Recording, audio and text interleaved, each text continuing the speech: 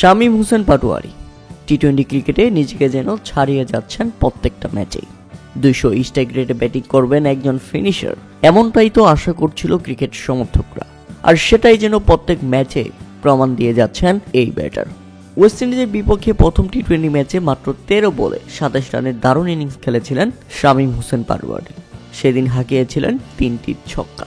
আর আজ দ্বিতীয় টি-20 ম্যাচে বাংলাদেশ যখন চরম বিপদে, দুর্দান্ত খেলতে থাকা জাকের আলী ফিরলে মাত্র 88 রানের মধ্যেই বাংলাদেশ হারায় 7 উইকেট। এরপর চরম বিপদে পড়তে থাকা বাংলাদেশকে একাই যেন ট্রেনে তুললেন শামীম হোসেন পাটোয়ারি। 17 বলেই খেললেন 35 রানের চোখ ধাঁধানো ইনিংস, হাঁকিয়েছেন 2টি ছক্কা এবং 2টি চার। তার হাঁকানো শটগুলো ছিল দেখার মতো। Strike rate 205।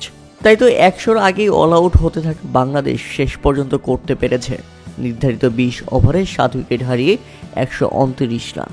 দলের হয়ে বলার মতো আর কেউই ভালো খেলতে পারেনি। আবারও ব্যর্থ ছিল লিটন কুমার দাস।